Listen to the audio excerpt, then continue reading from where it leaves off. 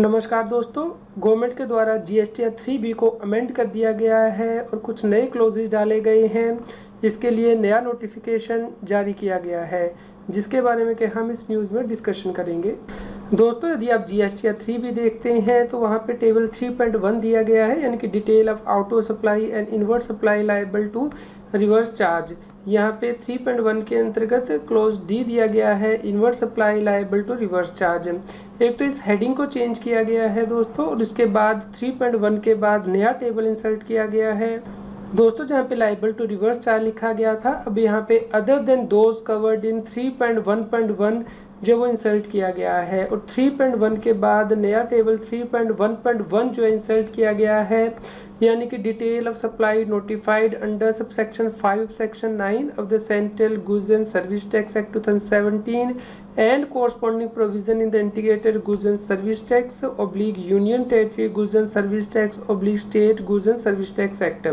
तो दोस्तों, इस प्रकार ई कॉमर्स ऑपरेटर के थ्रू यदि सप्लाई की जाती थी तो अब आपको इसकी सेपरेट रिपोर्टिंग करनी होगी जीएसटी 3B में, और ई कॉमर्स ऑपरेटर को भी इसके लिए सेपरेटली यहाँ पे दिखाना होगा। यानी कि पॉइंट 1 के अंतर्गत taxable supply on which electronic commerce operator पे टैक्स अंडर सबसेक्शन 5 सेक्शन 9, ये जो डिटेल है वो इलेक्ट्रॉनिक कॉमर्स ऑपरेटर को फिल करनी है। और क्लॉज 2 के अंतर्गत taxable supply made by the registered person through electronic commerce operator on which electronic commerce operator is required to pay tax under subsection 5 section 9। इस प्रकार यदि कोई रजिस्टर्ड व्यक्ति ई कॉमर्स ऑपरेटर के थ्रू सप्लाई करेगा तो उसे इस टेबल के अंतर्गत यहाँ क्लोज 2 के अंतर्गत रिपोर्टिंग करनी होगी।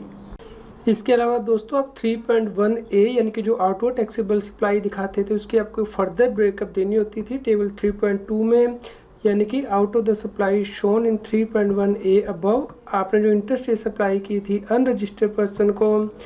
Composition taxable person and UIN holders, तो उसकी डिटेल आपको यहाँ पे देनी होती थी। अब 3.2 में भी अमेंडमेंट कर दी गई है, यानी कि supply shown in 3.1A and 3.1.11 जो है वो भी इंसर्ट किया जाएगा। यानी कि अब ई कॉमर्स ऑपरेटर के द्वारा जो जीएसटी पे किया गया है उस सप्लाई का फर्दर ब्रेकअप देना होगा कि कितनी सप्लाई अनरजिस्टर्ड व्यक्ति को की गई है, कितनी सप्लाई कॉम्पोजिशन टैक्सेबल पर्सन को की गई है और कितनी यूआईएन होल्डर को की गई है। इसके अलावा दोस्तों, जब आप जीएसटी 3B फाइल करते हैं तो एलिजिबल आईटीसी की डिटेल आप यहाँ पे देते हैं, और जो आईटीसी आपको रिवर्स करना होता है यहाँ पे टेबल 4 के अंतर्गत क्लोज बी पॉइंट नंबर 1 के अंतर्गत आप देते थे as per rule 42 and 43 of CGST rules. तो यहाँ पे जो ब्लॉक्ड क्रेडिट का आईटीसी आप रिवर्स करते थे वो यहाँ पे नहीं दिया गया था, तो इसलिए अब इस वर्डिंग को अमेंड किया गया है। तो दोस्तों, अब पैराग्राफ नंबर 4 में आइटम नंबर B के अंतर्गत जो वर्डिंग दी गई थी सब आइटम नंबर 1 के अंतर्गत, अब वहाँ पे as per rule 38, rule 42, rule 43 and as per CGST section 17 sub section 5 के अंतर्गत जो ब्लॉक्ड क्रेडिट होता है उसका भी रिवर्सल आपको इसी एंट्री के अंतर्गत दिखाना होगा जीएसटी 3B में।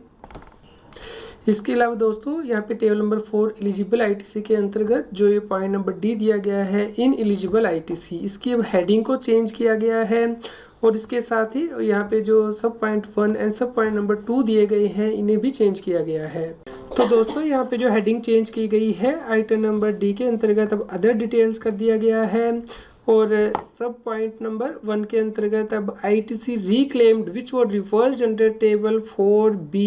सब close 2 in earlier tax period. तो जो आपने अर्लियर टैक्स पीरियड में आईटीसी रिवर्स किया था वो आप रिक्लेम कर रहे हैं,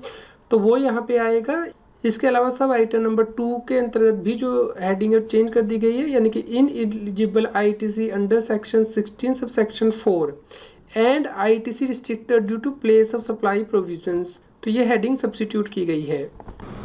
दोस्तों, इसके साथ ही जीएसटी 3B की जो इंस्ट्रक्शन दी गई थी पैराग्राफ नंबर 3 में, उसके बाद नया पैराग्राफ इंसर्ट किया गया है paragraph number 4 and 5। And electronic commerce operator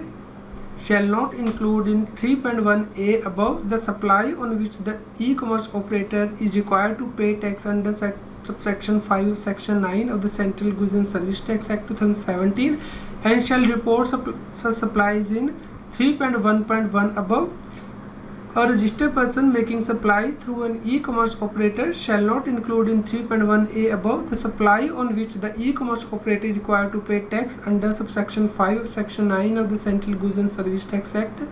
2017 and shall report such supplies in 3.1.12 above। इस प्रकार ई कॉमर्स ऑपरेटर भी ये जो सप्लाईज होगी वो 3.1a में नहीं दिखाएगा, और जो व्यक्ति सप्लाई कर रहा है ई कॉमर्स ऑपरेटर के थ्रू जहाँ पे कि जीएसटी ई कॉमर्स ऑपरेटर को पे करना है, वो भी सप्लाई 3.1a में नहीं दिखाएगा, बल्कि ये सभी सप्लाई 3.1.1 में दिखाई जाएंगी। तो दोस्तों इस प्रकार ये बड़ा बदलाव किया गया है जीएसटी 3B में। दोस्तों अब आपको सेक्शन 16 सब सेक्शन 4 के अंतर्गत जो आईटीसी रिवर्सल होता है उसकी भी डिटेल देनी होगी जीएसटी 3B में, यानी कि रजिस्टर्ड पर्सन जो है वो इनपुट एज कैटेगरी क्लेम नहीं कर सकता किसी भी इनवॉइस या डेबिट नोट का फाइनेंशियल ईयर के ख़त्म होने के बाद। आज की डेट में तो फाइनेंशियल ईयर के ख़त्म होने के बाद सितंबर मंथ के लिए जो ड्यू डेट होती है उसके बाद यदि आपको इनवॉइस या डेबिट नोट मिलते हैं तो आप उसका आईटीसी क्लेम नहीं कर सकते हैं। लेकिन ये जो डेट है वो 30 नवंबर की गई थी फाइनेंशियल ईयर के ख़त्म होने के बाद, लेकिन इसे गवर्नमेंट नोटिफाई करेगी। तो ये जो सेक्शन 16 सब सेक्शन 4 के अंतर्गत आपको ये आईटीसी नहीं मिलता है, अब इसकी रिपोर्टिंग भी आपको जीएसटी 3B में करनी होगी। इस प्रकार टेबल नंबर 4 में जो पॉइंट नंबर डी दिया गया है उसके अंतर्गत सब आइटम नंबर 2 के अंतर्गत आपको ineligible ITC under section 16 sub section 4 and ITC restricted due to place of supply provision जो है ये रिपोर्टिंग करनी होगी। इसके अलावा दोस्तों रूल 38 के अंतर्गत जो बैंकिंग एंड फाइनेंशियल इंस्टीट्यूशंस हैं उन्हें जो आईटीसी रिवर्स करना होता है इसकी रिपोर्टिंग भी उन्हें जीएसटी 3B में करनी होगी। टेबल नंबर 4 के अंतर्गत जो आइटम नंबर बी दी गई है इसके अंतर्गत जो सब आइटम 1 दी गई है उसमें उन्हें रिपोर्टिंग करनी होगी। दोस्तों यदि कोई व्यक्ति टैक्सेबल सप्लाई भी कर रहा है, एग्जाम सप्लाई भी कर रहा है तो सिर्फ इनपुट एज कैडी टैक्सेबल सप्लाई से रिलेटेड ही क्लेम कर सकता है as per section 17 sub section 2। लेकिन जो बैंकिंग कंपनी और फाइनेंशियल इंस्टीट्यूशंस होते हैं या फिर नॉन बैंकिंग फाइनेंशियल कंपनी होती है उन्हें के पास ये ऑप्शंस रहती है कि वो एलिजिबल इनपुट एज क्रेडिट का 50% अमाउंट क्लेम कर सकते हैं जो उनका इनपुट कैपिटल गुड्स या इनपुट सर्विस पे है, जो बैलेंस अमाउंट होता है वो लैप्स हो जाता है। तो इसके लिए रूल 38 दिया गया है। ये ऑप्शन यदि एक बार एक्सरसाइज कर ली जाती है तो पूरे साल विड्रॉ नहीं की जा सकती। तो जो 50% रिवर्सल है आईटीसी का ये जीएसटी 3B में रिपोर्ट करना होगा। तो यह रूल नंबर 38 जिसमें कि मेंशन किया गया कि 50% अमाउंट ही इनपुट एज क्रेडिट का एडमिसिबल होगा फाइनेंशियल इंस्टीट्यूशंस और non banking financial company banking company को यदि वो सेक्शन 17 सब सेक्शन 2 को कंप्लाई नहीं करती हैं, जैसे कि सेक्शन 17 सब सेक्शन 4 में जो ऑप्शन दी गई है। दोस्तों सेक्शन 17 सब सेक्शन 5 में बहुत सी आइटम दी गई हैं जिनके ऊपर के आपको इनपुट एज क्रेडिट नहीं मिलता है, इसकी भी रिपोर्टिंग आपको करनी होगी।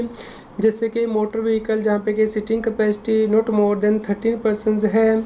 या फिर vessel and aircraft except when they are used for further taxable supply and for transportation of goods. इसी प्रकार जो डिश दी गई है जैसे कि food and beverage, outdoor catering, beauty treatment, health service, cosmetic, plastic surgery, leasing, renting और hiring of motor vehicles, vessels extra, membership of a club, health fitness centre, travel benefits. ये जो ब्लॉड क्रेडिट है इसकी भी डिटेल अब आपको GST 3B में बतानी होगी। जो आपका ये आईटीसी आ रहा है जीएसटी 2B में तो उसमें से कितना ऐसा आईटीसी है जो कि ब्लॉक्ड है सेक्शन 17 सब सेक्शन 5 के अंतर्गत, वो आप क्लेम नहीं कर सकते हैं। तो ये रिवर्सल आपको करना होगा। उम्मीद करते हैं दोस्तों आपके लिए यह न्यूज़ यूज़फुल रही होगी। आप इस नोटिफिकेशन को डाउनलोड कर सकते हैं, इसका लिंक इस न्यूज़ की वीडियो डिस्क्रिप्शन में दिया गया है। कृपया लाइक कीजिए और शेयर कीजिए ताकि सभी लोगों तक ये जानकारी पहुंच पाए और वो जीएसटी की कॉम्प्लायंस कर पाएँ। यदि आप इस चैनल को सपोर्ट करना चाहते हैं या फिर आपकी कोई इनकम टैक्स और जीएसटी की क्वेरी है तो आप सुपर थैंक्स बटन को यूज़ करके वो पूछ सकते हैं ताकि हम जल्द से जल्द आपकी क्वेरी का जवाब दे पाएँ। रेगुलर जीएसटी और टैक्स अपडेट के लिए इस चैनल को सब्सक्राइब करें। आप हमें Telegram app CS Satbir Singh टैक्सील पर ज्वाइन कर सकते हैं ताकि आप जीएसटी और इनकम टैक्स के रेगुलर अपडेट अपने मोबाइल पर ही प्राप्त कर सकें।